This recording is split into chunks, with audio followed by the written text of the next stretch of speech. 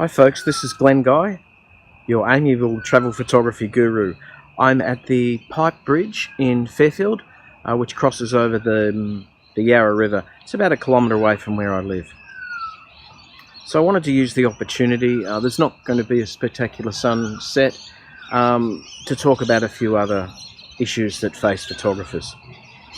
So let's just whiz around a little bit to where the light's a little nicer. Say in here, for example. Yeah, around about there. Now, it's very soft light. In here, the sunset's probably about 10 minutes away, but it'll kind of cross over the top of the trees, but that's about the only effect it'll have. It'll illuminate that lovely gum tree over on the left of the image because it's a reflective surface, the white tree trunk.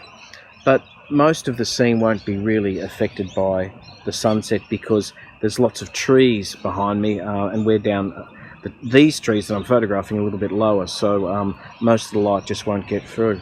Now, in a moment we'll see a demonstration of why it's hard to make photographs from a place like this, particularly at sunset, because folks are out and about and they're either walking over the bridge or they're riding over it. So have a listen.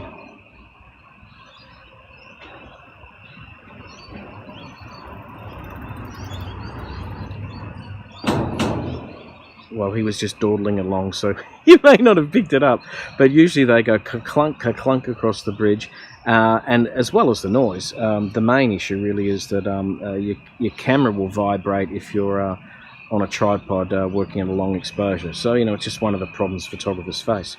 Anyway, this is a very lovely scene at the moment, and the colour of these trees is affected by the light, the sunlight. A little bit of it's getting in, and it's a little warm at this time of day, of course, and also the shade, because most of the scene is in shade, which means that it's actually being illuminated by the sky, and it's a blue sky above, so that's actually taking out quite a lot of the warmth in the image. And that's just worth noting. Now, your camera has an automatic white balance, and its job is to cope with those sort of conditions, but often it's better to work manually with white balance so that you can adjust the color the way you'd like. So for instance, I'm on auto white balance at the moment. If I go to let's see, cloudy, that's going to add a lot of yellow to the image. You can see that there. If I go incandescent, which on some cameras is called tungsten, it's adding an enormous amount of blue to the image. And that kind of color effect can be really interesting if you're after a sort of gothic image. Maybe you're visiting a cemetery, or you want to tell a story about the church in a particular way. That might be an interesting way of doing it. But I'm going to go a little bit closer to reality, and I think at the moment the cloudy looks like it's going to be quite lovely. Now, sunny is just taking out a little bit of that warmth. So it's a personal choice, sunny or cloudy. I think I'll stick with cloudy at the moment.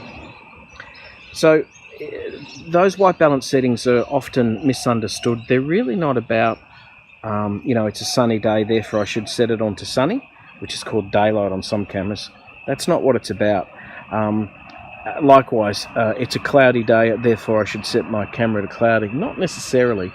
The best way to understand it, I believe, is to think that if the image is a bit too blue in color rendering, you would need to add yellow, the opposite color, and to do that you set your camera to cloudy. If the image is a little bit too warm and you're on cloudy, you would go to daylight, because that produces a less warm, a less yellowish result. It's adding a bit of blue back into the image. I don't have it on this particular camera, the iPhone 6 Plus, but on a lot of cameras you'll have another setting called shade. So shade is warming up the image even more than cloudy. So I hope that's useful. So that's white balance for you. Thank you.